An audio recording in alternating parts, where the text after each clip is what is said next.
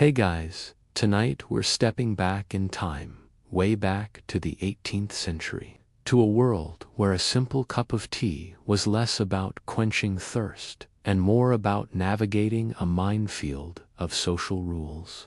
Imagine, if you will, that you're gliding into a dimly lit drawing room. The scent of bergamot and beeswax hangs heavy in the air, and the gentle clinking of porcelain signals a gathering of polite society. Oh no, this is a performance, a carefully choreographed dance of manners, where one wrong move could brand you an absolute social pariah. You probably wouldn't survive 5 minutes without committing at least 3 glaring faux pas. So, before you get comfortable, take a moment to like the video and subscribe, but only if you genuinely enjoy what I do here. And if you're listening, tell me where you are and what time it is for you in the comments below. Now, dim the lights, maybe turn on a fan for that soft background hum, and let's ease into tonight's journey together. Tea, as you might already know, wasn't always the ubiquitous beverage it is today. For centuries, it was a closely guarded secret of the East, a precious commodity cultivated in the lush hills of China and, later, India. When it finally made its way to Europe, initially in the 17th century, it was nothing short of a marvel. Think about it, a dried leaf steeped in hot water that produced an invigorating, aromatic drink unlike anything else available. It was exotic, it was mysterious, and crucially, it was incredibly expensive. This wasn't your everyday brew. Imagine gold, jewels, or fine silks. Tea sat firmly in that category. It arrived in small, intricately decorated chests, often wrapped in layers of protective cloth after a perilous journey across vast oceans. This inherent rarity immediately bestowed upon tea an air of exclusivity. It wasn't just a drink. It was a symbol of status, a tangible representation of your wealth and sophistication. To offer tea to a guest was to make a grand statement, to show that you were part of an elite circle. Someone of considerable means and refined taste. Were far more informal than what would evolve later in the 18th century. When tea first appeared on the scene, say in the late 1600s, it might have been served almost experimentally, a novelty to be sampled and discussed. But as its popularity grew, particularly among the upper echelons of society, the ritual surrounding its consumption began to formalize. It started in royal courts and the homes of the very richest merchants and aristocrats, places where every aspect of life was, to some degree, a performance. You weren't just drinking tea, you were participating in a burgeoning cultural phenomenon, a polite rebellion against the established alcoholic beverages that dominated social gatherings. Historians still argue whether the initial embrace of tea was purely a matter of taste, or if it was, at least in part, a calculated move by those who wished to distinguish themselves from the common rabble. Perhaps it was a bit of both. After all, if you could afford something so rare and exotic, why wouldn't you want to flaunt it a little? It was a subtle flex, if you will, a quiet declaration of your elevated standing without having to actually say, "Look how rich I am." As more tea found its way into European ports, its price, while still high, became slightly less prohibitive for the burgeoning gentry and even some members of the professional classes. This wider, though still exclusive, accessibility meant that tea ceased to be just a personal indulgence and became a shared experience, a reason to gather, to see and be seen. And where people gather, rules inevitably follow. Consider for a moment the social landscape of the 18th century. Social calls, dinners, and indeed tea parties were the primary avenues for networking, gossiping, and solidifying one's place in the intricate social hierarchy. These gatherings weren't just about pleasantries. They were battlegrounds of reputation, where alliances were forged, rivalries were played out, and social standing was subtly but constantly being assessed. A tea party, therefore, became a stage, and everyone on it was playing a role, whether they realized it or not. The very act of preparing and serving tea became an intricate dance, a series of prescribed movements that, if executed perfectly, showcased not just the hostess's wealth, but also her grace, her organizational skills, and her mastery of the burgeoning social codes. And for the guests, too, there was a script. From the moment you received the invitation until you made your final bow, every gesture, every word, every sip was under scrutiny. It was a fascinating paradox, a supposedly relaxing activity, yet fraught with unspoken expectations. It's almost as if they enjoyed making things unnecessarily complicated, isn't it? So, you've arrived, not just at a tea party, but at a social proving ground. But before you can even begin to worry about which hand to use for your teacup, you need to understand the fundamental shift that was happening in society. Tea wasn't just a drink. It was the catalyst for a whole new type of social gathering, one that offered an alternative to the boisterous, often drunken, dinner parties and evening soirees of earlier eras. These early tea ceremonies, as they tentatively began to solidify their form in the first decades of the 18th century, were characterized by a pervasive air of exclusivity. This wasn't an open-door policy. It was very much a by invitation only, and you'd better be someone important affair. Imagine stepping into this world. You, a person of distinction, would receive a delicately penned invitation, perhaps delivered by a liveried servant. This wasn't an email RSVP. The very act of being invited was a quiet nod to your inclusion in the upper echelons. And once inside, the atmosphere would be well designed to impress and subtly to intimidate. The tea itself was still incredibly costly, making every pour a demonstration of the host's wealth. But it wasn't just the tea, it was the entire presentation.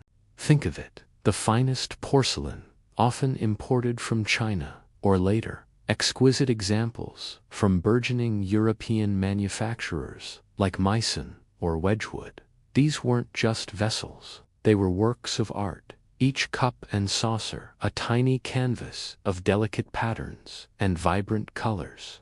The silver teapots, sugar tongs, and cream jugs would gleam under the soft candlelight, reflecting the meticulous care taken in their polishing. Even the spoons, often solid silver, were miniature sculptures in their own right. This wasn't merely about serving tea, it was about showcasing accumulated wealth and an appreciation for the finer things in life.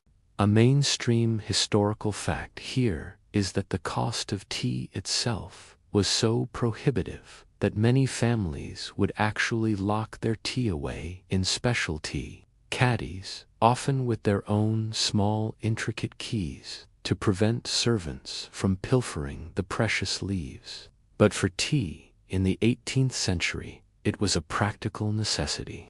This highlights just how valuable and guarded this commodity truly was. It was literally worth its weight in, well, not gold, but certainly a good deal of coin. Now, for a quirky tidbit, some of these early tea parties were not just about sipping and socializing. There's evidence that occasionally, for particularly high society events, the tea leaves themselves, after brewing, might even be served as a sort of delicacy. Guests would sprinkle them with salt and butter, treating them almost like a cooked vegetable. Yes, you heard that right. While not a widespread practice, it speaks to the extreme value placed on every single part of the tea plant. Imagine you've just finished your delightful cup of Earl Grey, and then someone offers you the soggy leaves as a savory snack. "More leaves, darling," you might hear, trying not to look utterly perplexed. Historians still argue whether the consumption of these brewed tea leaves was a genuine culinary experiment, or simply a demonstration of conspicuous consumption, a way to prove you were so wealthy you could literally eat your money. Perhaps it was a fleeting trend, a peculiar affectation that thankfully didn't stick around, much like powdered wigs for everyday wear. The atmosphere at these early gatherings was, by modern standards, incredibly formal. Conversation would be polite, restrained, and often focused on genteel topics: art, literature, politics, and the latest fashions. Loud laughter, boisterous gestures, or anything that might suggest a lack of self-control was severely frowned upon. You were there to observe, to be observed, and to maintain an impeccable facade of sophisticated elegance. It was a bit like a silent auction, where the bids were subtle nods and well-placed compliments. The goal wasn't to relax in the way we might think of it today. The goal was to perform, to demonstrate your understanding of the intricate social codes, and to reaffirm your position within the social order. It was a refined game of chess, played with teacups instead of pawns, and reputations hanging in the balance. The very exclusivity of these initial gatherings helped to cement the idea that tea drinking was a sophisticated pursuit, setting the stage for the even more elaborate etiquette that would soon follow. You might find yourself stifling a yawn, but you'd certainly never show it. With the initial sips of early tea culture establishing its exclusive foothold, the stage was now meticulously set for the 18th century tea party to become a full-blown theatrical production. And, like any good play, it required the proper set design. You see, the venue wasn't just any old room. It was typically the drawing room, or sometimes a specially designated tea room, a space meticulously curated to exude wealth, taste, and a very particular kind of subdued grandeur. Imagine stepping into this meticulously arranged space, where every item, from the smallest snuff box to the grandest cabinet, had a purpose in conveying the host's standing. The furniture itself wasn't just for comfort. It was an integral part of the performance. You'd find delicate Chippendale chairs with their elegant curves and intricate carvings, designed for upright posture rather than sprawling relaxation. These weren't your modern, comfy recliners. They were built to encourage a certain stiff, polite dignity. Guests would perch, not slouch, maintaining an air of composed grace. The tables, often made of polished mahogany or walnut, were not massive dining tables, but smaller, more intimate tea tables, specifically designed to hold the precious tea service. Some might even have a hinged top that could be tilted upright when not in use, showcasing their decorative veneers. It was all about showcasing fine craftsmanship and exquisite materials. Lighting, too, played a crucial role. In an era before electricity, the soft glow of candles and oil lamps would cast dancing shadows, creating an intimate, almost dreamlike atmosphere. Large windows, if it was daytime, would be draped with heavy, luxurious fabrics, perhaps damask or silk, to filter the light and add to the room's opulent feel. The intention was to create a warm, inviting, yet undeniably formal ambience, a gentle embrace that nevertheless reminded you of the unspoken rules of engagement.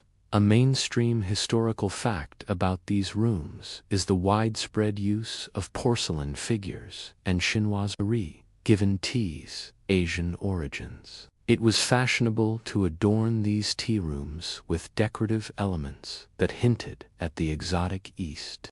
You'd see delicate porcelain figurines of Chinese mandarins, pagodas, or mythical creatures placed strategically on mantelpieces and side tables. Sometimes, entire walls might be adorned with wallpaper featuring fantastical oriental landscapes or scenes, all contributing to the sense that tea was a gateway to a distant, refined world. It was a stylistic choice that married aesthetics with the cultural narrative of the beverage itself. Now, for a quirky tidbit about the decor. Did you know that many drawing rooms would feature what was known as a conversation pit, though not in the sunken 1970s sense? These were not literal pits, but rather arrangements of furniture, often sofas, and chairs, grouped in a semicircle or tight circle around a central focal point, typically the tea table. The idea was to encourage intimate, polite conversation, ensuring that everyone could see and hear each other without shouting or having to crane their necks. It was a subtle architectural nudge towards polite discourse, almost like the room itself was politely suggesting you behave. You might even find yourself leaning in just a little to catch a whispered witticism. Historians still argue whether the precise arrangement of these conversation pits was a deliberate design choice for encouraging specific social interactions or merely an organic evolution based on the practicalities of a crowded room. Was it a sophisticated social engineering experiment or just good interior decorating? The debate continues, much like arguments over the best way to steep your tea. Even the walls themselves spoke volumes. They might be adorned with family portraits, landscapes, or classical scenes, all serving to reinforce the family's lineage, artistic appreciation, and wealth. The carpets underfoot would be rich and intricate, muffling footsteps and adding another layer of luxurious softness to the environment. Every detail was deliberate, designed to impress upon you the elevated status of your hosts and the seriousness of the social occasion. It was an environment of hushed tones and polished surfaces, where even a creaky floorboard might feel like a breach of etiquette. And heaven forbid you actually leaned back too far and bumped a priceless vase. The sheer weight of expectation in these meticulously crafted rooms could almost be felt in the air, a silent hum of polite anticipation.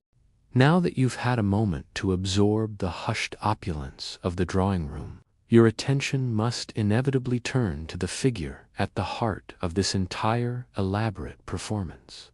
The hostess. Her role was not merely to open her home. She was the architect, the conductor, and the star performer of the 18th century tea party.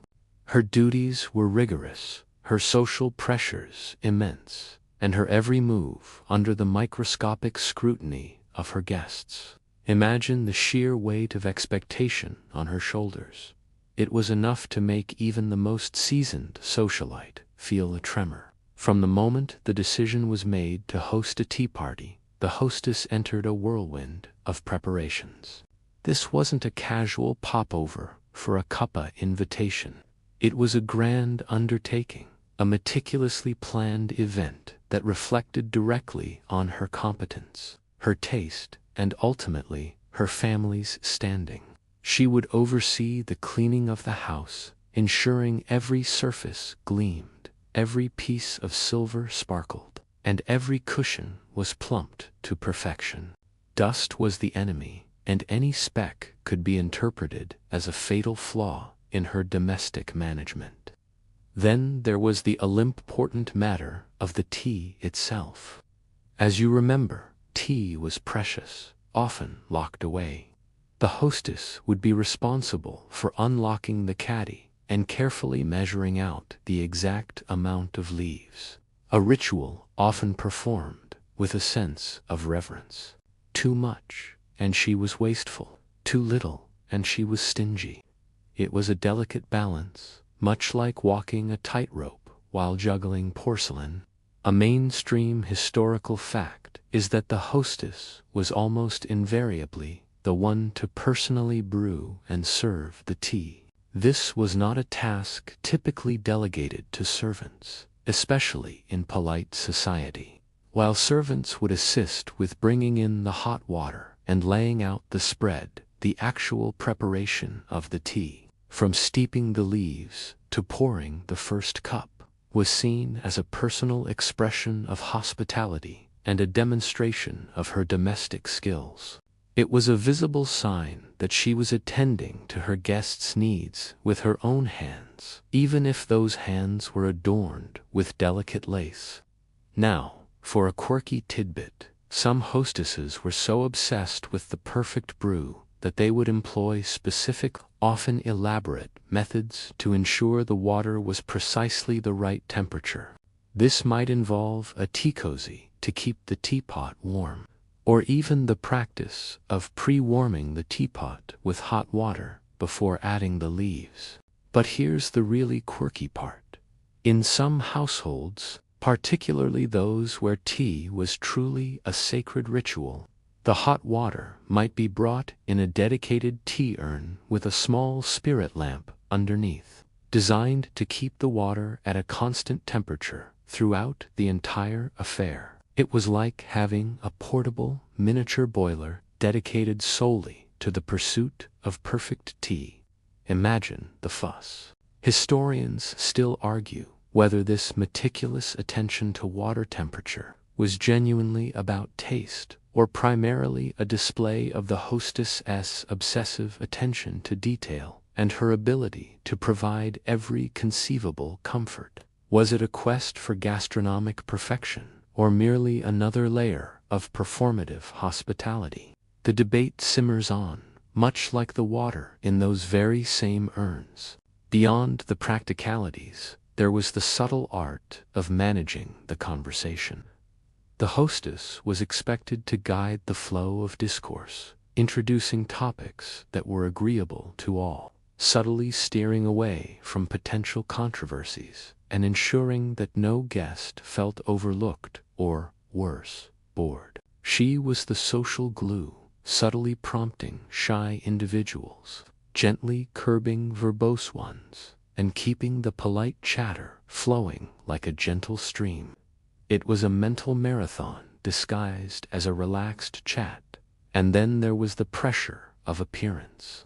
The hostess had to be impeccably dressed, her hair styled just so, her demeanor calm and composed, no matter what domestic chaos might have been unfolding just beyond the drawing room door.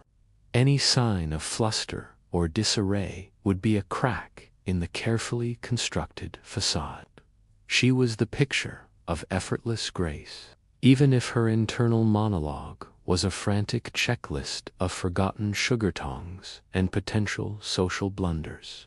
It's enough to make you just want to stay home with a mug and a good book, isn't it? Having established the formidable responsibilities of the hostess, our journey through 18th-century tea etiquette now turns to the very first hurdle for any aspiring guest: the invitation. This wasn't a casual text message or a quickly scribbled note. The invitation itself was a finely tuned instrument of social hierarchy and a test of your understanding of its unspoken rules. Imagine, if you can, the anticipation, the slight flutter of nerves upon receiving one of these precious missives. Typically, invitations to a tea party were delivered by hand, often by a uniformed footman or a trusted servant. This personal delivery underscored the formality and importance of the event. The card itself would be elegantly simple, perhaps engraved with a family crest or a delicate border, and the details meticulously penned in a graceful hand. It would state the hostess's name, the date, and the precise time, which, as you'll soon discover, meant precisely the precise time. No fashionably late antics allowed here, unless you wished to be fashionably scandalous. A mainstream historical fact about these invitations is that they often indicated at home or to tea rather than specifying a grand party. This was a subtle but important distinction. An at-home invitation suggested a more intimate, though still formal, gathering, often implying that the hostess would simply be receiving callers during a specific time window, and tea would be served. It allowed for a more fluid arrival and departure within that window, though the etiquette for both remained rigid. Conversely, a clear to-tea invite often implied a more structured event with specific start and end times for the entire group. Now, for a quirky tidbit, some very particular hostesses would use invitations with different colored borders or ribbons to subtly categorize their guests or even hint at the expected level of formality. A gold-edged card might signify a top-tier gathering, while a plain cream card implied a slightly less formal, though still proper, affair. It was like a secret code, understood only by those truly in the know. You wouldn't want to show up in your casual day dress when the gilt-edged invitation secretly demanded your finest silk gown, would you? The horror.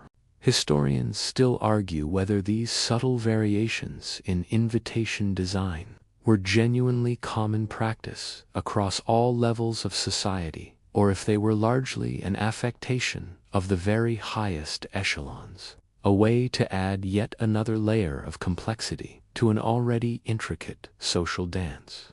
Was it a widespread system of communication, or merely the eccentricities of a few particularly fastidious hostesses? The debate continues to brew, much like a good cup of Darjeeling. Once you received this invitation, the clock started ticking on another crucial piece of etiquette, the RSVP. Unlike today's casual email replies, an 18th-century RSVP was a serious affair. You were expected to respond promptly, typically within a day or two, and often by sending your own servant with a reply card or a written note. Failing to respond was considered the height of rudeness, leaving the hostess in an impossible position regarding catering and seating.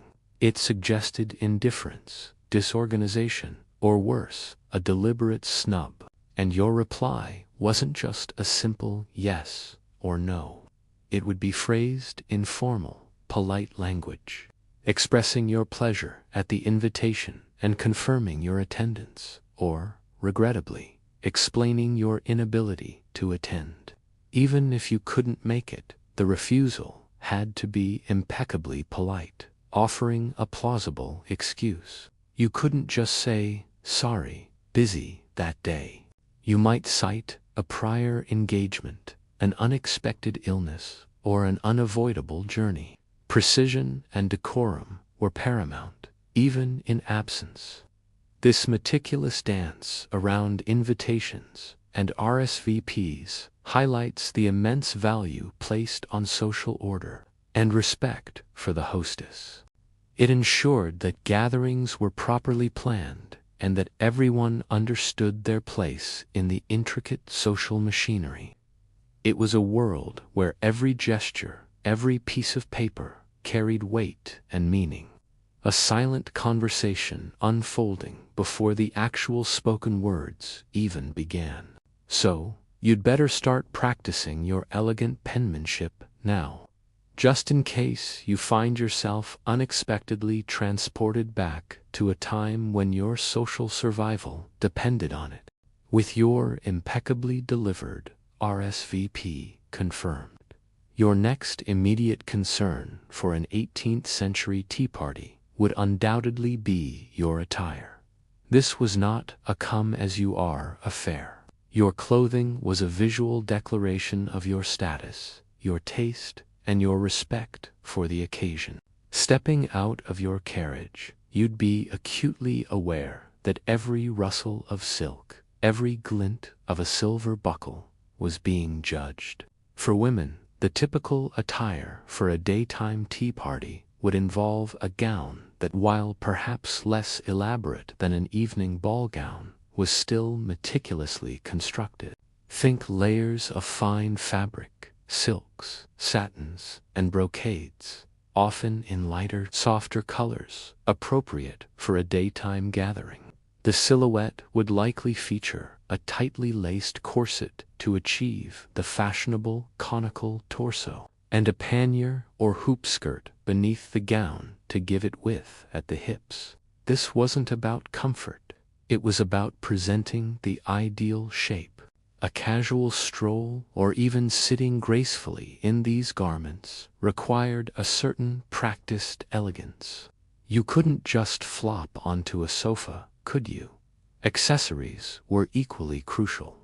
A delicate lace cap or a small, elegantly trimmed hat would cover the hair, which itself would be carefully powdered and styled. White powdered hair was not just a fashion statement, it was a sign of cleanliness and leisure.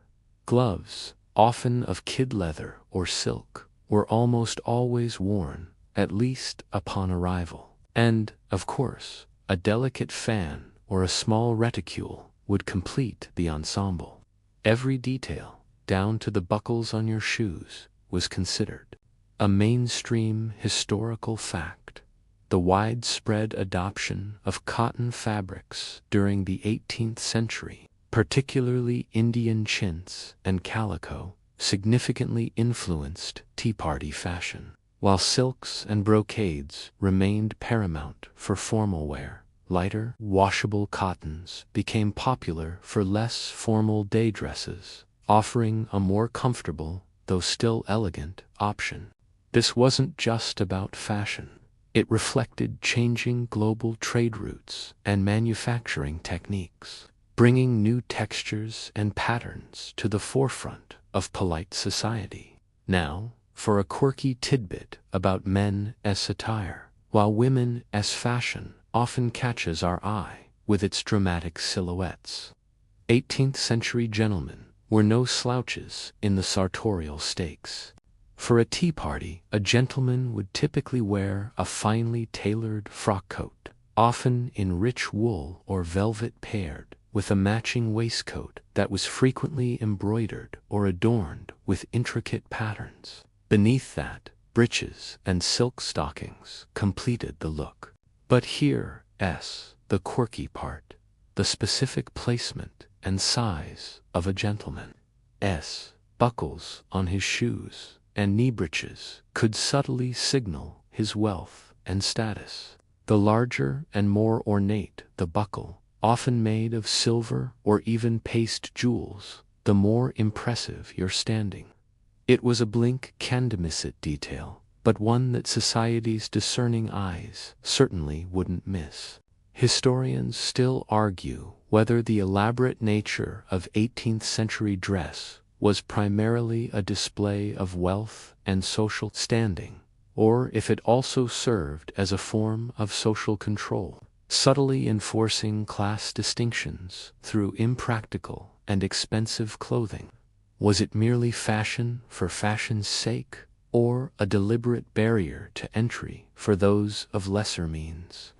The debate, much like a perfectly starched cravat, remains stiffly formal.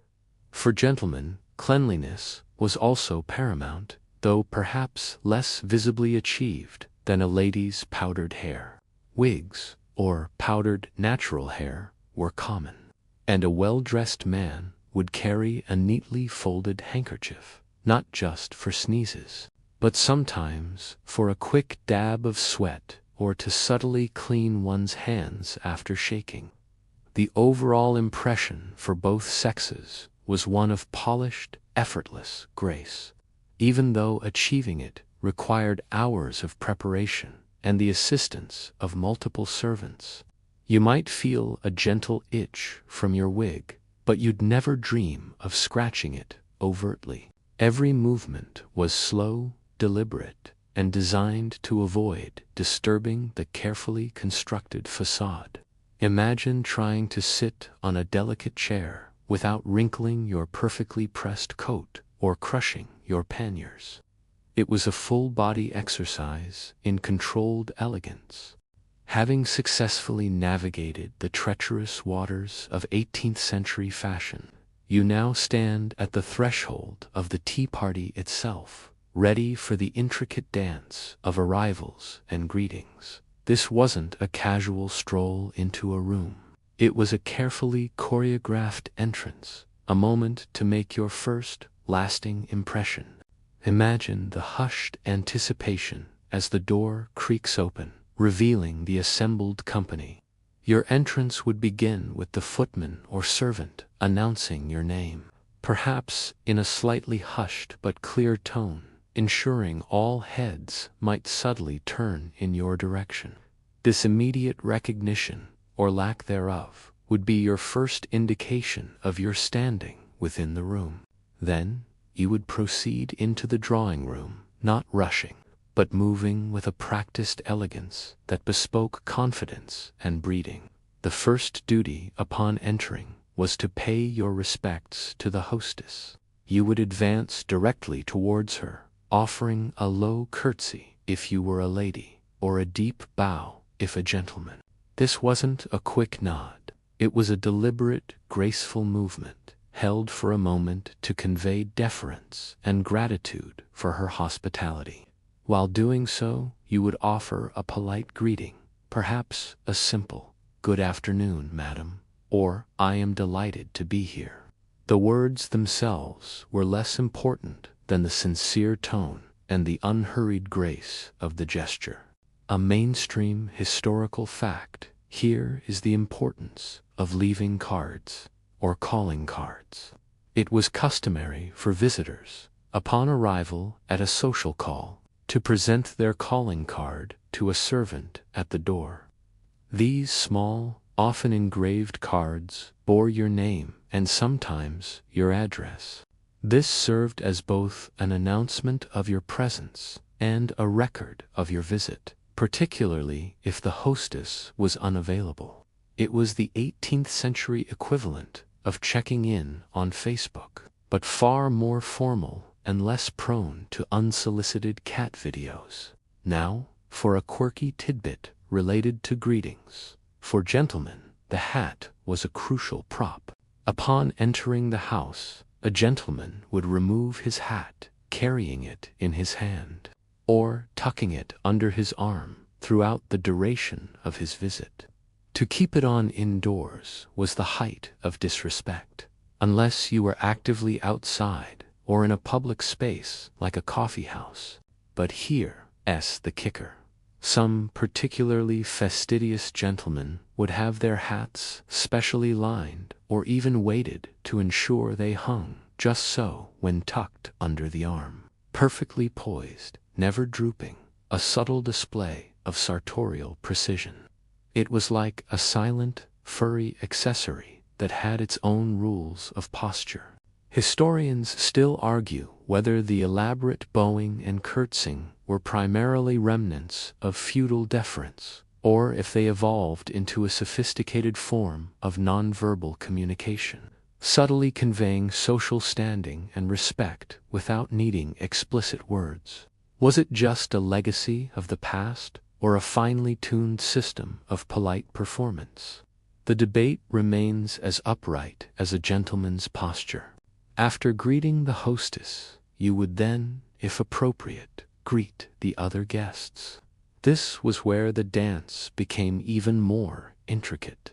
You wouldn't just wander around, shaking hands. Instead, you would engage in a series of smaller, more localized greetings, often starting with the most senior or esteemed individuals present.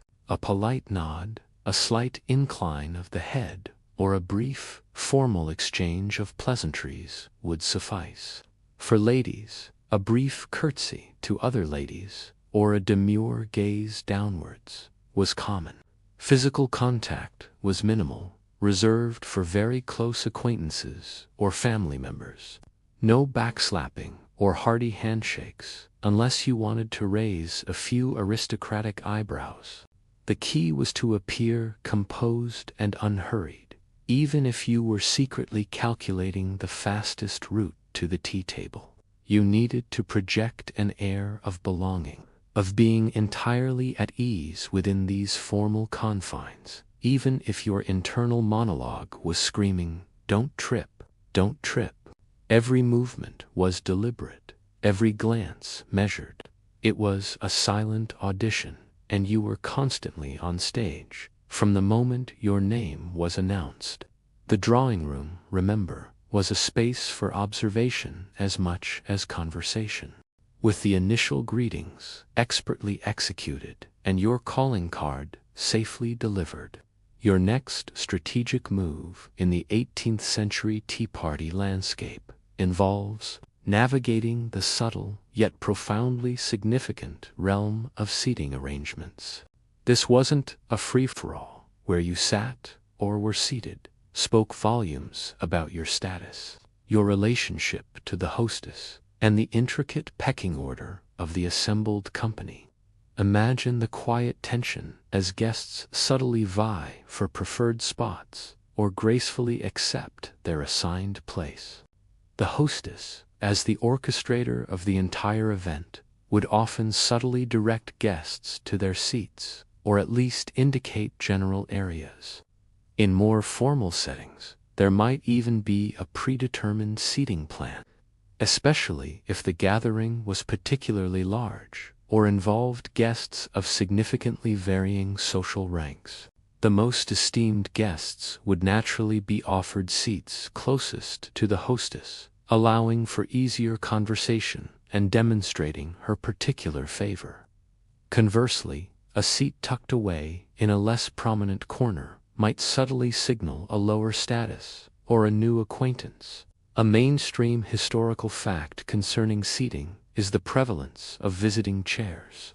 These were often lighter, less heavily upholstered chairs designed for temporary use by callers, rather than the more substantial armchairs or sofas intended for the permanent residents of the house. While they offered a place to rest, their design subtly reinforced the idea that you were a guest, temporarily occupying a space rather than truly settling in. You might have found yourself perched rather than sinking comfortably. Now, for a quirky tidbit about the subtle power dynamics of seating. In some particularly competitive social circles, a hostess might strategically place a less favored guest in a chair that faced directly into a window or a bright light, forcing them to squint or be bathed in an unflattering glare. It was a passive-aggressive maneuver, a subtle discomfort designed to put someone slightly off balance without ever uttering a direct insult. Imagine trying to maintain your composure while battling the sun's glare, all while pretending not to notice this rather pointed placement. Historians still argue whether these subtle forms of social manipulation, such as strategic seating, were widely understood and intentionally deployed, or if their interpretation was often in the eye of the beholder, leading to occasional misreadings and unintended slights. Was it a universally recognized code, or did some hosts simply have poor interior design skills? The debate is as nuanced as a perfectly embroidered chair cushion. The tea table itself was the central nexus of the seating arrangement. Guests would typically be seated around it, often with the hostess presiding over the teapot at one end. This arrangement facilitated the ritual of tea serving, allowing her to gracefully pour and offer cups to her guests. The closer you were to the hostess and the tea service, the more privileged your position. For gentlemen, while they might not be involved in the serving of tea, their seating position still mattered. They would be placed to engage in polite conversation, often positioned to offer a charming remark or a witty observation at the appropriate moment. A gentleman wouldn't simply slump into the nearest available chair. He would wait for a gesture or a direct invitation to sit, demonstrating his understanding of the social graces. The goal was to create an atmosphere of harmonious, albeit formal, interaction. While the seating might have unspoken hierarchies, the ideal was for conversations to flow easily across the small grouping, fostering polite discourse rather than isolated cliques. So, as you found your designated spot, you'd quickly survey the room, assessing your proximity to the hostess, to other influential guests, and perhaps to the nearest plate of delicate little cakes.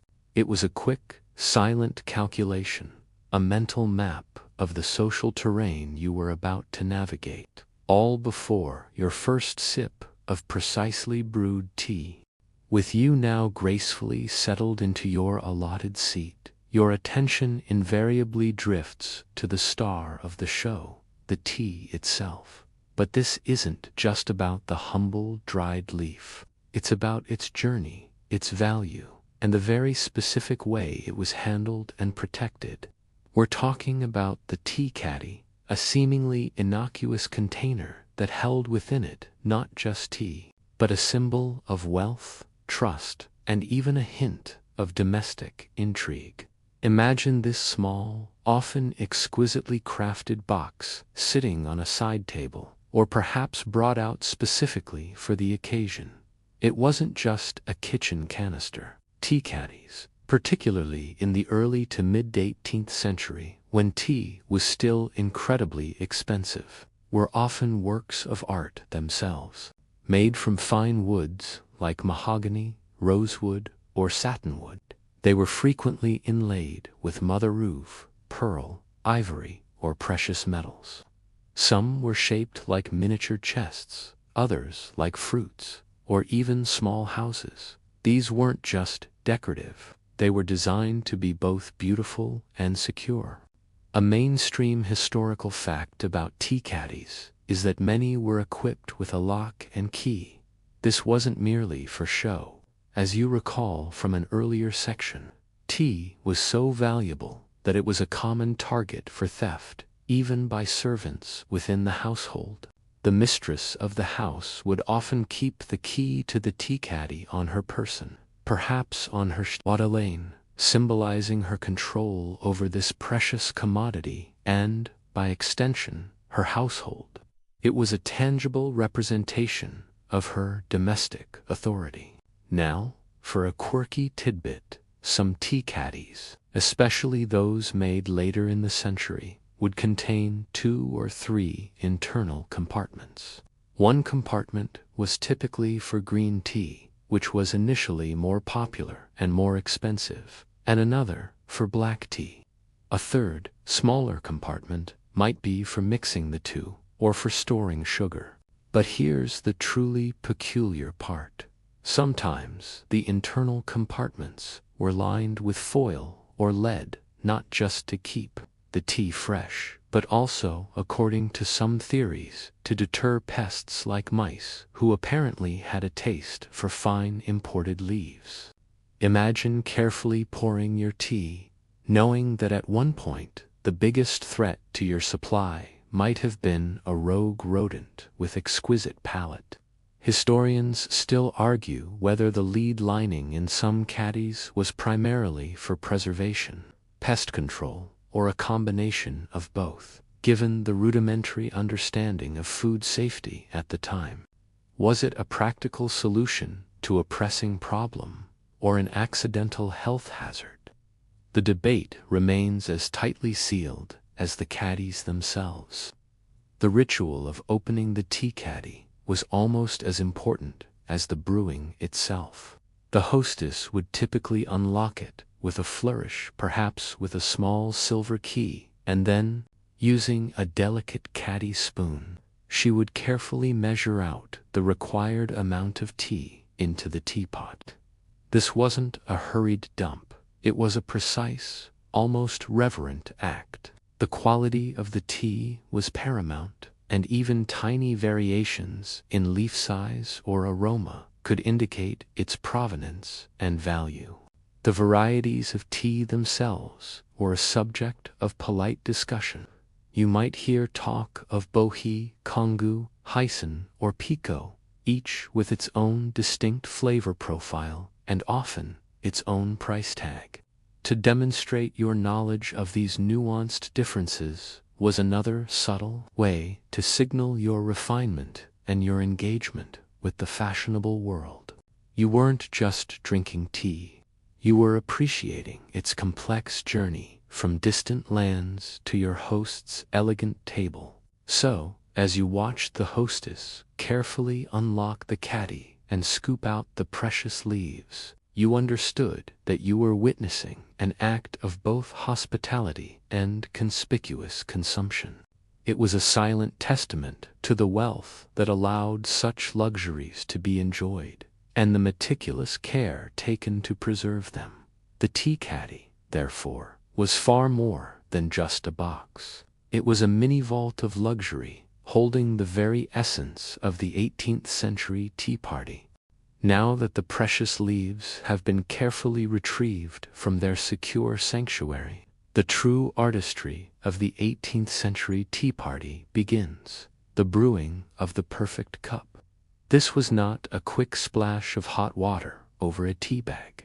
It was a meticulous, almost scientific process, laden with specific rituals. Imagine the delicate clinking, the rising steam, and the subtle aromas beginning to fill the room, all orchestrated with precision. The teapot itself was central to this ritual. Often made of ceramic, porcelain, or silver, it would typically be warmed beforehand with a rinse of hot water. You wouldn't want to serve a lukewarm, under-infused brew, would you? The horror. The water for the tea was equally important. It had to be freshly boiled, and often the boiling process would take place just outside the drawing room, perhaps in an adjoining room, or even brought in by a servant from the kitchen. The sound of a bubbling kettle or urn being brought in would signal the imminent start of the main event. And critically, the water had to be boiling, not just hot. Instead, they were always steeped in a separate teapot. This allowed the leaves to fully expand and release their flavor. Once steeped, the tea would then be poured from the teapot, often through a small tea strainer, directly into the individual teacups to catch any errant leaves. This two-stage process ensured a clear, smooth beverage, free of floaty bits. Now, for a quirky tidbit about the brewing process. Some households would utilize a tea kettle on a stand with a spirit lamp beneath it, placed directly on the tea table. This allowed the hostess to keep the water continuously hot throughout the service, ensuring every cup poured was made with optimally heated water.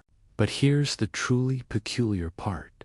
In some elaborate setups, the spirit lamp might be fueled by alcohol that was subtly scented, perhaps with lavender or rose, adding a faint, almost imperceptible fragrance to the air around the tea table.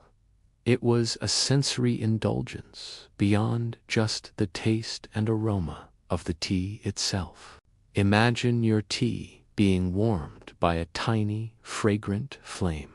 Quite the theatrical touch, don't you think? Historians still argue whether the scented spirit lamps were a common practice or an elaborate extravagance reserved for the very wealthiest, and if their olfactory contribution was genuinely appreciated, or simply another layer of unnecessary fuss.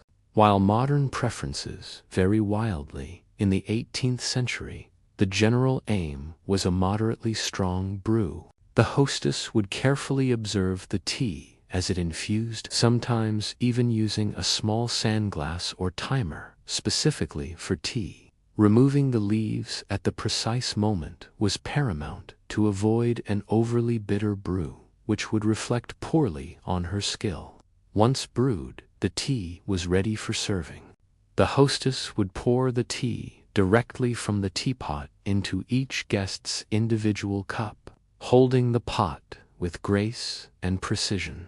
This was her moment to shine, a quiet demonstration of her mastery of this central social ritual. As the delicate aroma of the tea began to waft through the air, you could almost hear the collective sigh of polite contentment. The brew was ready, and with it, the next phase of the tea party's intricate etiquette was about to begin.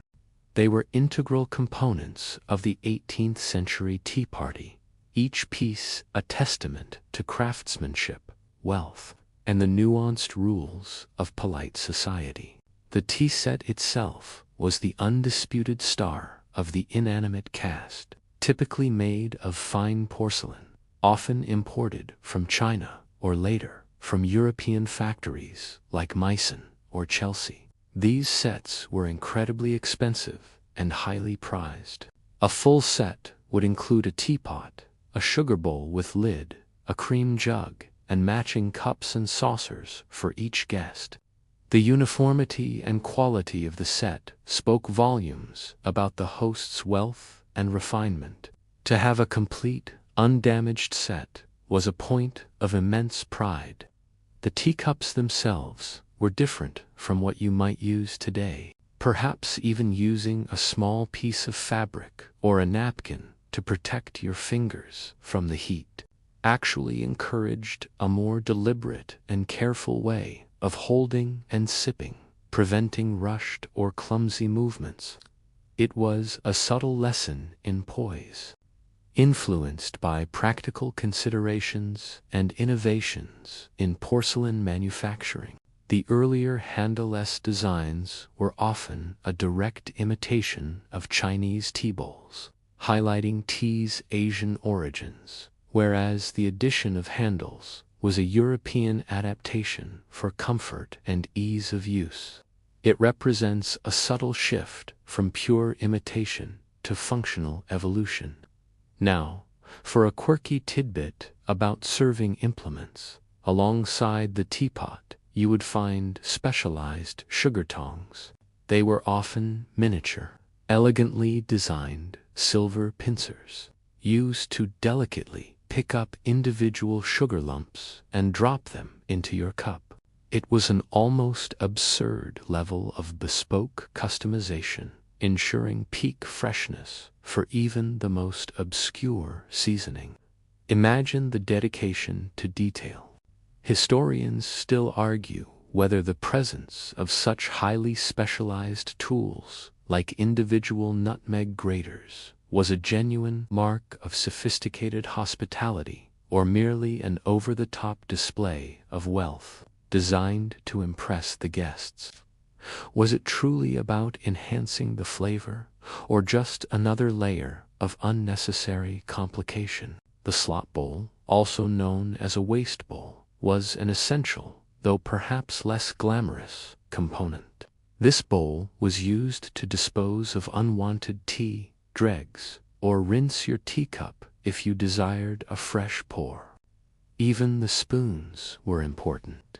Made of silver, they were often small and delicate, designed for gently stirring sugar into the tea rather than robust mixing. The clatter of a spoon against a cup was generally frowned upon. Discretion and quiet elegance were the order of the day.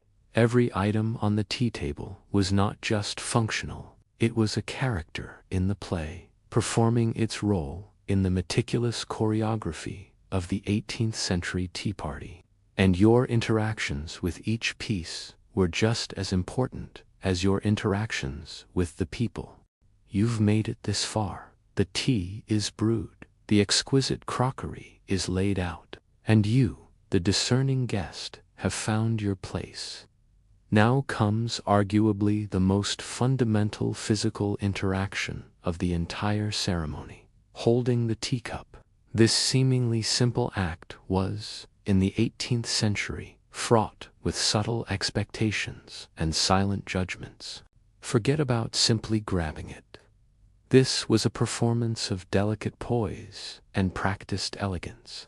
As you reach for your teacup, remember, especially if it's an earlier style, that it might not have a handle. This means you would have to cradle the warm porcelain bowl carefully in your palm, perhaps using your thumb and fingers to support it.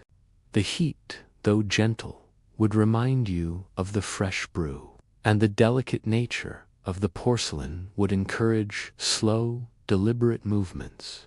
No sudden jerks or clumsy grasping, lest you send the precious liquid tumbling. If your cup did possess a handle, the etiquette was still precise. You wouldn't wrap your entire hand around it like a modern mug.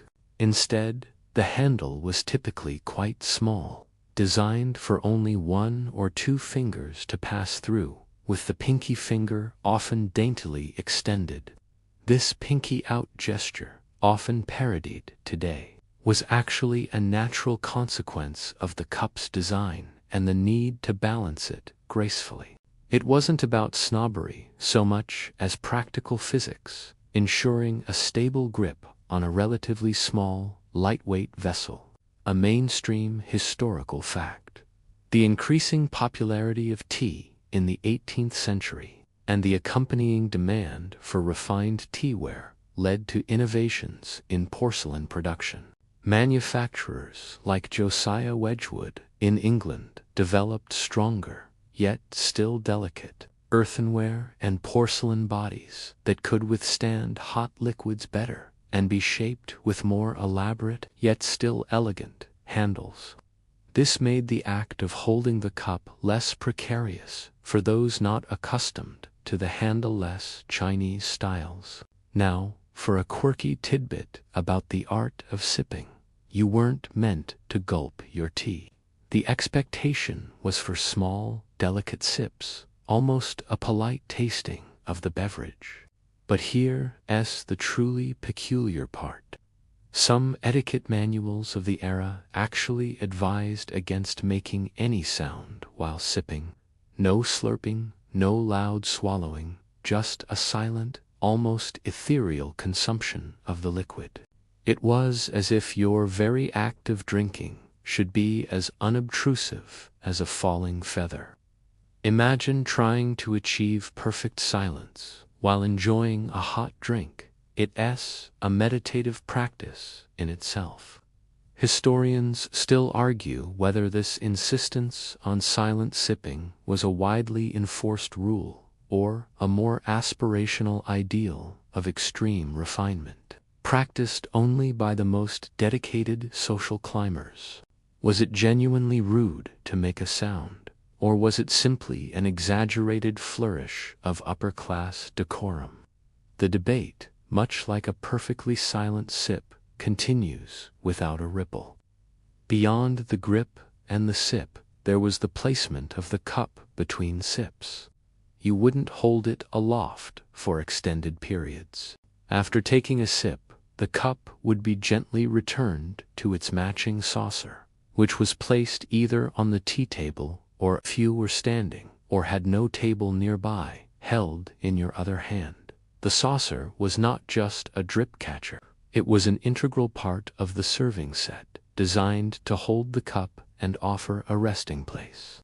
The entire process, from picking up the cup to the silent sip to the gentle return to the saucer, was meant to be fluid and unhurried. It reflected a society that valued composure, control, and a graceful economy of movement. Every gesture was a quiet affirmation of your understanding of the intricate social codes. So, as you lifted that delicate porcelain to your lips, remember, you weren't just drinking tea, you were embodying 18th century elegance, one silent, perfectly poised sip at a time. And try not to think about how much that cup cost if you drop it. Your attention now naturally shifts to the invisible currents that truly power any social gathering conversation. In the 18th century, particularly at a tea party, polite discourse was not just about exchanging words. It was a carefully managed performance, a subtle game where wit, decorum, and a keen understanding of acceptable topics were paramount. Imagine the gentle hum of voices, each carefully modulated, each phrase considered before it left the lips. And for demonstrating your knowledge of current events without straying into heated debate. Recent fashionable novels, polite observations about art, the weather, or perhaps the latest news from abroad, provided it wasn't too alarming. A mainstream historical fact about 18th century conversation. Etiquette is the emphasis on politeness as a social virtue. Politeness, in this context, wasn't just about saying please and thank you. It encompassed a broader philosophy of social interaction that prioritized agreeable company, mutual respect, and the avoidance of giving offense. This meant listening attentively, responding thoughtfully, and contributing to the general harmony of the group. Now, for a quirky tidbit about conversational pitfalls. While wit was prized, sarcasm and irony had to be deployed with extreme caution, often with a twinkle in the eye or a very specific tone of voice, lest they be misinterpreted as genuine rudeness. Instead, you were encouraged to make polite, open-ended statements that invited discussion, allowing others to volunteer information if they wished. It was like fishing with a very long, very delicate line, hoping someone would nibble without you having to yank them out of the water. Historians still argue whether this aversion to direct questions stemmed from a genuine respect for privacy, or if it was another mechanism of social control, preventing guests from inadvertently exposing uncomfortable truths or embarrassing themselves. Was it true politeness, or a convenient way to keep conversations superficial and safe? The debate, much like an unspoken thought, continues to linger. Gossip, of course, was present, as it always is in human society, but it was typically conducted in hushed tones, reserved for more intimate moments, and always phrased in a way that preserved an air of plausible deniability. It was a subtle art, a whispered condemnation cloaked in feigned innocence. Loud laughter was generally frowned upon, as it suggested a lack of self-control or an excess of vulgarity. A gentle chuckle or a polite smile was the more appropriate response to a humorous anecdote. You waited your turn, you listened, and you formulated your response with care. The goal was to appear intelligent, well-informed, and charming, without ever dominating the conversation or drawing too much attention to yourself. It was a delicate balance of speaking enough to be noticed, but not so much as to be tiresome. You were contributing to a collective tapestry of polite exchange, not delivering a grand monologue. You'd be mentally sifting through agreeable topics, ready to offer a carefully crafted observation, all while ensuring your voice remained perfectly modulated like a gentle, distant bell. With the delicate current of polite conversation flowing smoothly around the tea table, your attention might subtly shift to the additions offered for your tea. While the purity of the brewed leaf was celebrated, the 18th century tea party offered choices: sugar, milk, and sometimes even lemon. And as with everything else in this meticulously choreographed social event, there were unspoken rules and regional preferences that guided your choices. Imagine the tiny, tinkling sounds of silver against porcelain as these personal touches were added. Sugar, typically in the form of small, irregularly shaped lumps, broken from a larger sugar loaf, was almost universally offered.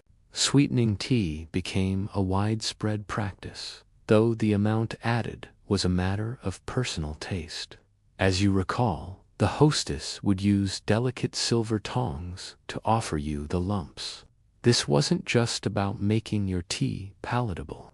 It was about adding a valuable commodity, a sign of indulgence and refinement.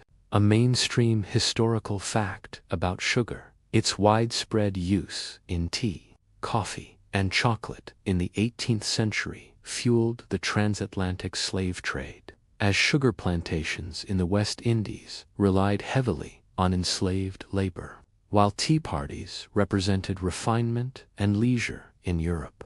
The sweetening of those very cups was intrinsically linked to a brutal global system of exploitation. This dark underside to a seemingly genteel practice is a stark reminder of the era's complex realities.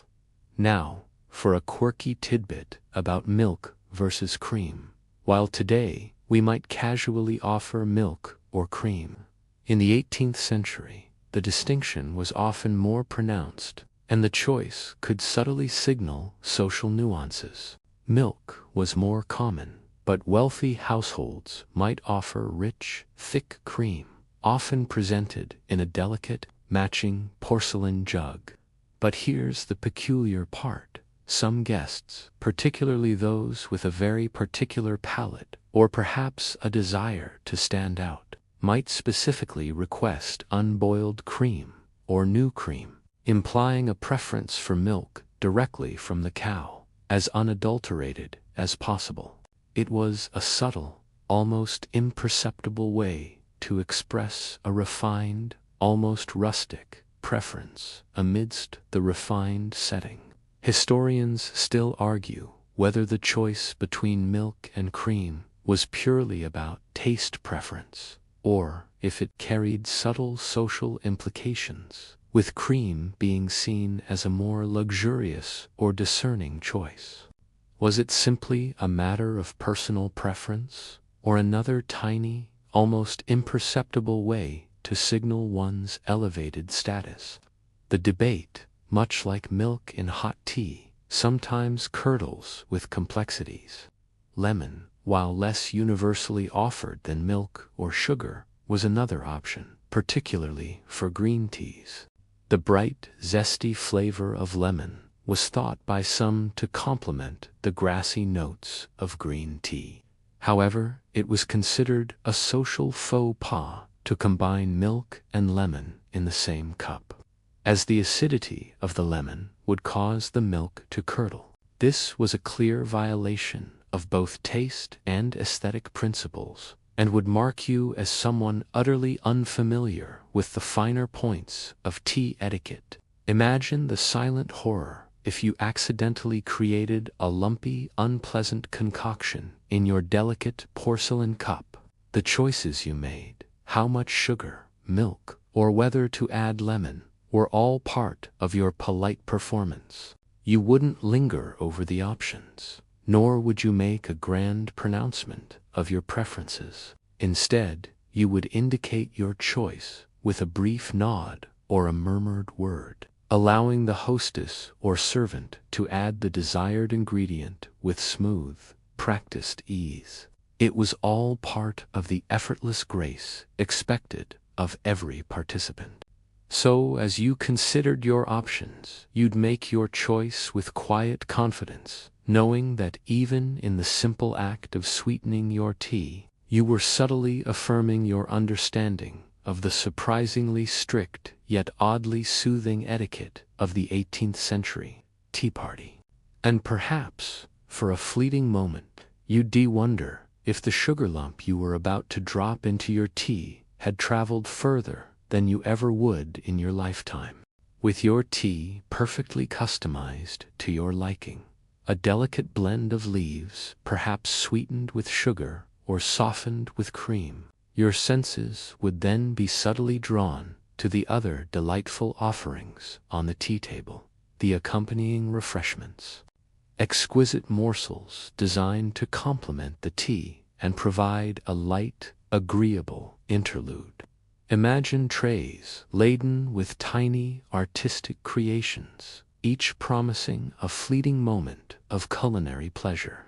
The most common accompanying refreshments were typically small, sweet pastries, biscuits, or thinly sliced bread and butter. These were meant to be eaten daintily in small bites, with grace and minimal crumbs. Heavy, greasy, or difficult-to-eat foods were strictly avoided, as they would disrupt the refined atmosphere and potentially lead to embarrassing spills or sticky fingers. This was about elegance, not gluttony. Specifically for social gatherings, like tea parties, the idea was to serve items that could be easily consumed without the need for cumbersome cutlery, allowing for seamless conversation and maintaining an air of effortless sophistication. This convenience was a key part of their appeal, fitting perfectly into the etiquette-driven environment. Now, for a quirky tidbit about bread and butter. While it sounds incredibly simple, even humble, the preparation of bread and butter for a high society tea party was often elevated to an art form. The bread would be thinly sliced, sometimes buttered to the very edges, and then cut into precise shapes, small squares, triangles, or even delicate fingers. But here's the truly peculiar part. Some hostesses would insist on buttering the bread with clarified butter, which had a lower melting point and a purer taste, ensuring no oily residue or excessive greasiness touched the delicate fingers of their guests. It was an almost obsessive attention to detail for something as basic as buttered bread. Imagine the scandal if a guest left greasy fingerprints on a lace doily. And if guests genuinely appreciated these subtle culinary refinements, or simply took them for granted, was it truly about gastronomic perfection, or another layer of performative hospitality designed to highlight the hostess's meticulousness? The debate, much like a perfectly uniform slice of bread, remains perfectly balanced. Scones, though more strongly associated with later Victorian and Edwardian tea traditions, were beginning to make an appearance in some households, though perhaps in a simpler form than the rich, buttery versions we know today. Any cakes offered would be small and delicate, such as seed cakes or lemon drizzle variations, often adorned with minimal, elegant decoration. The emphasis was on quality and exquisite taste in small portions rather than quantity. Fruit, if served, would be prepared in an easy-to-eat manner, perhaps small berries or peeled grapes, presented in elegant fruit dishes. Nothing that required laborious peeling or messy handling was deemed appropriate for the genteel atmosphere of a tea party. The idea was to ensure that consuming refreshments was as graceful and unobtrusive as possible, allowing the flow of conversation and social interaction to remain paramount. You would select your refreshments with a small pair of silver tongs, or by hand, if they were presented on a small tray designed for direct picking, and you would eat slowly, savoring each delicate bite, never cramming food into your mouth. The crumbs, oh the crumbs. Even a stray crumb on your clothing or the table could be a minor social disaster. So you would eat with utmost care, perhaps even using a small napkin to dab your lips. The consumption of food at a tea party was less about satisfying hunger and more about demonstrating refined manners. Another silent affirmation of your understanding of this incredibly detailed social ballet. You've sipped your tea, navigated the delicate pastries, and maintained impeccable conversation. But even in the most meticulously planned 18th-century tea party, accidents could, and occasionally did, happen. A spilled cup, a dropped biscuit, a faint stain on a pristine tablecloth. These were minor catastrophes in a world where appearances were everything. Navigating these mishaps with grace, or witnessing them unfold, was another subtle test of social composure. Imagine the collective, almost imperceptible intake of breath as a drop of tea threatens to mar a lady's delicate gown. A spill, particularly of tea, was perhaps the most dreaded incident. Tea, being hot and dark, had the potential to stain expensive silks or delicate lacework. The immediate reaction from the host and guest alike was crucial. As a guest, if you were the unfortunate culprit, the primary rule was to remain calm. A loud gasp, an exclamation of distress, or a flustered attempt to mop it up aggressively would only draw more attention and further disrupt the serene atmosphere. A mainstream historical fact for minor spills on the table. A servant would often discreetly appear with a clean cloth, often linen, to blot the liquid immediately. This quick, almost invisible intervention was a hallmark of a well-run household. The idea was to minimize the disruption and restore order with as little fuss as possible, allowing the conversation and social flow to resume without a prolonged interruption. It was the 18th century equivalent of a well-trained ninja, appearing and disappearing without a sound. Now, for a quirky tidbit about handling personal spills. If you, as a guest, spilled something on your own clothing, especially if it was a dark tea stain on a light fabric, the polite thing to do was to feign not noticing, or to make a very subtle, almost imperceptible attempt to blot it with your own handkerchief. But here's the truly peculiar part. Some particularly fastidious individuals might carry a small vial of a stain remover, a proprietary blend, often with a strong chemical smell disguised in a decorative bottle, specifically for such emergencies. Imagine trying to discreetly dab at a tea stain on your breeches with a tiny, suspicious-smelling concoction, all while maintaining a facade of serene composure. The quiet panic must have been palpable. Historians still argue whether these personal stain removers were genuinely effective or more a psychological comfort, and if their discreet use was truly imperceptible to the observant eyes of fellow guests. Was it a practical solution to a common problem, or another elaborate accessory for the socially anxious? Debate, much like a stubborn tea stain, can be hard to remove. If a piece of crockery was accidentally chipped or broken, the reaction was also governed by strict etiquette. As a guest, you would express a brief, sincere apology, but then gracefully allow the hostess to handle the situation. Making a big fuss, offering to pay for it, or launching into a lengthy explanation was considered crude and drew undue attention to the unfortunate incident. The hostess, in turn, would ideally dismiss the mishap with a gracious wave of her hand, reassuring the guest that it was nothing at all, even if a priceless family heirloom had just shattered. Her composure in the face of such a minor disaster was a testament to her breeding and her ability to maintain a calm and welcoming atmosphere. The key was always discretion and minimization. Any incident that threatened the illusion of effortless perfection was to be handled with the utmost subtlety.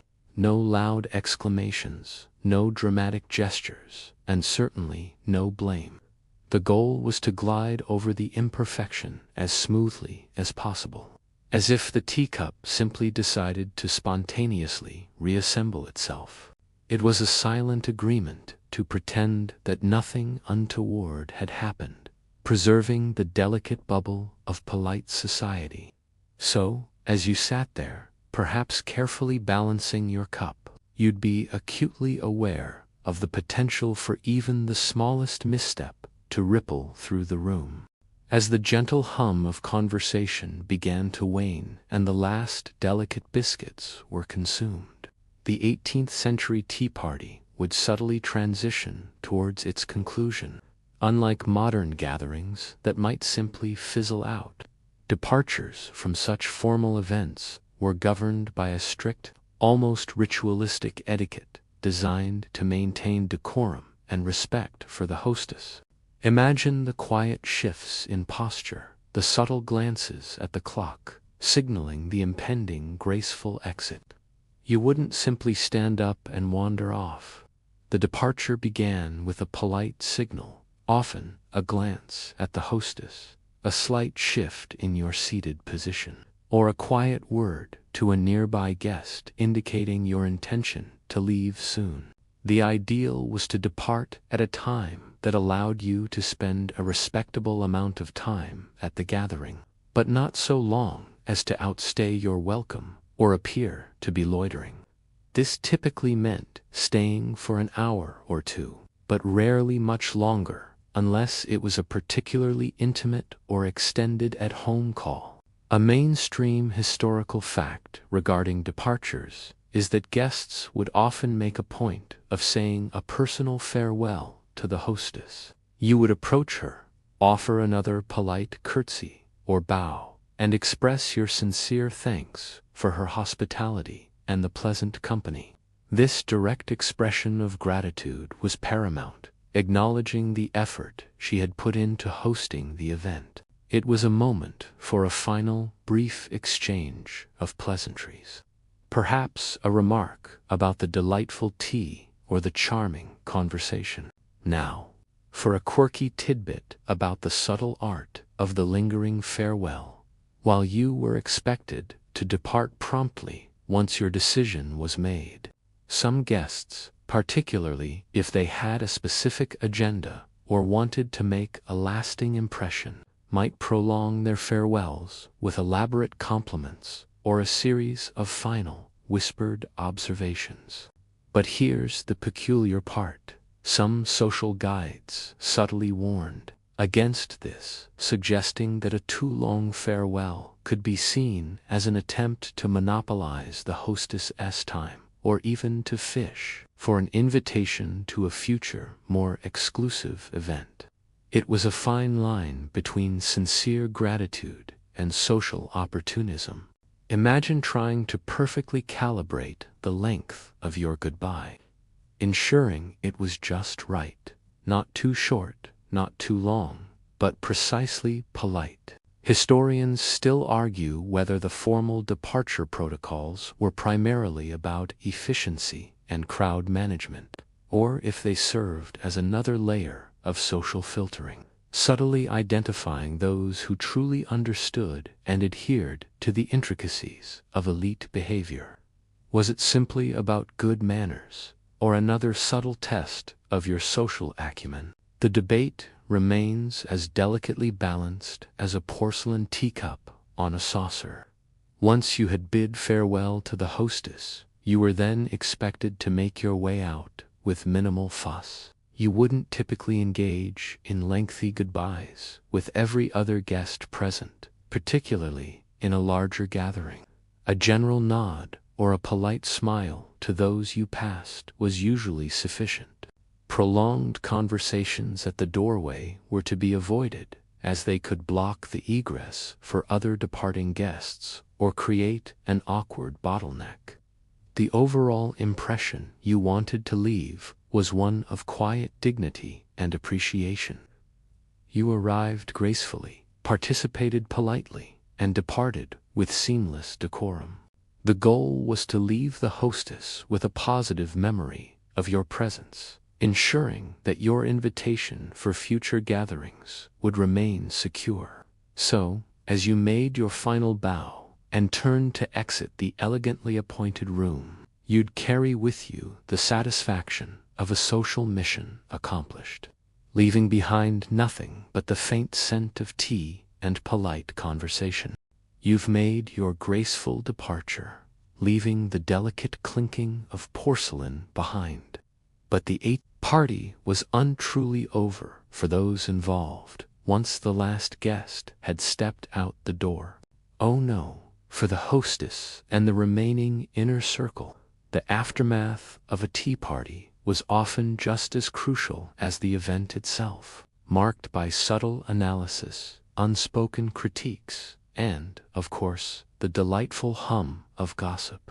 Imagine the slight loosening of corsets, the quiet sighs of relief, and the almost immediate flurry of hushed conversations that followed. For the hostess, this period was one of immediate post-mortem. She would likely confer with her most trusted companions, perhaps a close sister or a lifelong friend, to review the success of the gathering.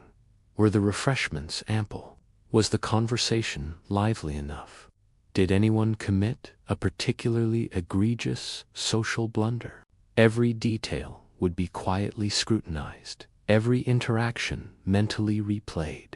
This self-assessment was crucial for refining her future hosting endeavors and maintaining her impeccable social reputation.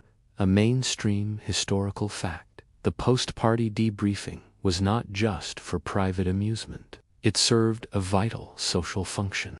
It allowed members of polite society to collectively reinforce the prevailing etiquette, subtly correcting deviations and establishing benchmarks for future conduct. It was a form of social governance, ensuring that the elaborate rules of interaction were understood and maintained across the social network. Now, for a quirky tidbit about how gossip was disseminated, while outright slander was frowned upon. The art of insinuation was perfected. Instead of stating a direct negative, one might simply raise an eyebrow, offer a knowing glance, or pose a rhetorical question designed to cast doubt. But here's the truly peculiar part. Some hostesses would encourage their most trusted confidants to subtly leak carefully curated bits of information or observation, both positive and negative, to other circles. It was like a very early form of social media influencer marketing, but for reputation management. Did you hear how Lady So-and-so handled that unexpected spill? So composed. Or, one does wonder why Mr. X chose to wear that particular shade of green. Historians still argue whether this calculated dissemination of information was a conscious strategy employed by most hostesses, or if it was more often an organic outcome of human nature and the inherent delight in discussing others' affairs. Was it strategic reputation management, or just plain old juicy gossip? The debate, much like a whispered secret, continues to spread. The guests, too, would engage in their own versions of posty analysis. As you returned home, perhaps in your carriage, you might mentally review your own performance. Did you make a good impression? Was your witticism well received? Did you accidentally compliment someone's unfashionable hat? These internal musings were vital for self-correction and ensuring your continued acceptance within these exclusive circles. And then there was the gossip. Oh, the glorious, subtle, yet devastating gossip. The tea party provided a rich tapestry of material. Who spoke to whom, for how long, and with what expression? Who arrived too late or left too early? Who made an awkward remark? These observations, carefully catalogued and subtly shared, formed the currency of social standing. A single, ill-placed comment, or an unfortunate wardrobe choice, could become the whispered topic of countless future tea tables, subtly undermining a reputation without a single direct accusation. The social repercussions, while rarely explicit, were very real. A successful tea party could solidify alliances, enhance one's standing, and open doors to more exclusive invitations. A poorly executed one, or a series of social blunders, could lead to subtle ostracization, a slow fading from the invitation lists, or being relegated to the less desirable at-home gatherings. So, as the drawing room doors finally closed on the last departing guest, the true work of the 18th century tea party, the quiet, powerful work of social positioning, was often just beginning. Having witnessed the intricate dance of the 18th century tea party, from its formal invitations to its whispered aftermath, it's worth pausing to consider how this seemingly trivial social event was just a fleeting trend. Instead, tea drinking and the associated etiquette played a pivotal role in the broader social evolution, moving beyond the elite drawing rooms to gradually permeate different strata of society. Imagine the ripple effect as a once exclusive luxury slowly became a beloved daily ritual for many. Initially, as we discussed, tea was an extravagant luxury, a status symbol for the very wealthy. Its high price ensured its exclusivity, limiting its consumption to the aristocracy and the burgeoning upper gentry. These early adopters used tea parties not just for refreshment, but as a deliberate way to distinguish themselves, to showcase their wealth, their global connections, and their refined taste. It was a visible marker of their elevated position. However, as the 18th century progressed, several factors began to shift this dynamic. Improvements in shipping, increased trade with Asia, and the rise of British tea plantations in India led to a greater supply of tea. This increased supply, coupled with declining import duties, gradually brought the price of tea down. While still not cheap, it became increasingly affordable for the burgeoning middle classes, merchants, professionals, and skilled artisans. A mainstream historical fact here is the significant impact of the East India Company's tea monopolies and subsequent reforms. While initially controlling vast swaths of the tea trade, efforts to curb smuggling and increase legitimate supply, along with changing economic policies, eventually led to tea becoming more accessible to a wider demographic in Britain and its colonies. This wasn't a sudden drop in price, but a gradual, downward trend over decades, democratizing a once aristocratic beverage. Now, for a quirky tidbit about tea's spread. As tea became more accessible, it didn't just appear in homes. It also found its way into new social venues. Coffee houses, which had been bustling centers of masculine conversation and news, began to offer tea alongside coffee. But here's the peculiar part. Some innovative entrepreneurs started opening tea gardens, outdoor spaces, often with music and entertainment, where men and women of various classes could mingle and enjoy tea in a more relaxed, though still generally polite, setting. These were often illuminated with lanterns in the evening, creating a magical, almost carnival-like atmosphere, very different from the formal drawing room.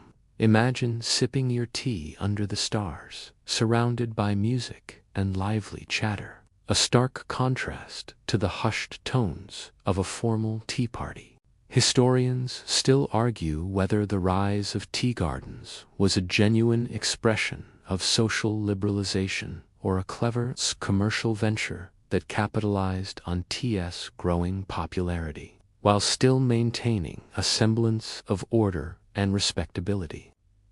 Were they truly democratic spaces, or merely another form of carefully managed entertainment? The debate, much like the scent of tea wafting through a garden, is delightfully complex. As tea moved into these new spaces and became more affordable, so too did the associated rituals, while the strict etiquette of the elite tea party remained for formal occasions. Simpler, more relaxed forms of tea drinking emerged. Families would gather for tea in the afternoons. Neighbors would drop by for a quick cup, and the elaborate performance began to give way to a more genuine sense of conviviality. The rise of the middle class meant a new social stratum, eager to emulate the manners and customs of the aristocracy. They adopted tea drinking, initially adhering to the strict rules, but gradually adapting them to fit their own more modest homes and less formal lifestyles. Tea became a symbol of domesticity, refinement, and hospitality for a wider segment of the population, a far cry from its initial role as a signifier of exclusive wealth. So, as you observe this societal shift, you recognize that the polite sips and precise movements of the 18th century tea party were not just about that moment, but about paving the way for tea to become an enduring, cherished part of everyday life for millions. And so, we arrive at the quiet end of our journey through the surprisingly strict etiquette of 18th century tea parties, from the initial, highly exclusive sips to its eventual permeation through society. The rituals surrounding tea left an indelible mark, shaping not just social norms, but also influencing domestic architecture, manufacturing, and even global trade. The legacy of these seemingly trivial customs resonates even in our modern approach to hospitality and social interaction. Consider for a moment how these precise rules helped define an era. The emphasis on politeness, the subtle signaling of status through material possessions and graceful movements, the art of controlled conversation. All these elements were refined and reinforced through the crucible of the tea party. It was a micro-society within a drawing room, a place where aspiring individuals could practice and perfect the art of being civilized in an increasingly complex social world. The very pressure to adhere to these rules ensured their proliferation and entrenchment. A mainstream historical fact, the 18th century tea party profoundly influenced the design of domestic spaces, particularly the drawing room. This room evolved from a general reception area to a dedicated space for polite entertainment, specifically tailored to accommodate tea-drinking rituals. Features like specific tea tables, display cabinets for fine china, and comfortable seating arrangements became standard, all reflecting the central role tea played in social life. Your modern living room, in a roundabout way, owes a debt to these historical tea gatherings. Now, for a quirky tidbit about the enduring influence, even today, phrases and concepts rooted in 18th century tea etiquette persist, albeit often unconsciously. Think about the phrase high tea, which, incidentally, was originally an evening meal served at a high table, not a refined afternoon tea, or the subtle judgments we still make about someone's table manners. But here's the truly peculiar part.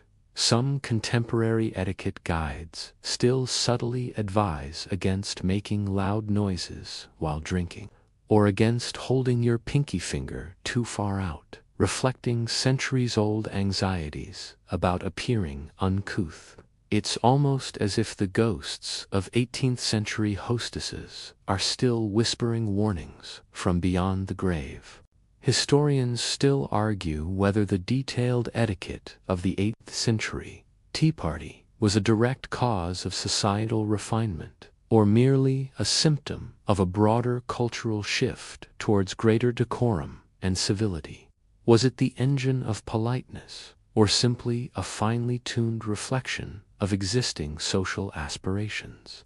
The debate, like a perfectly steeped cup of tea, leaves a lingering warmth. The tea party, therefore, was far more than just an opportunity to enjoy a hot beverage and a biscuit. It was a crucible of social identity, a school for manners, and a stage for reputation. It taught people how to interact, how to present themselves, and how to navigate the nuanced currents of social power. It fostered networks, disseminated information, and solidified class distinctions, all under the guise of convivial refreshment.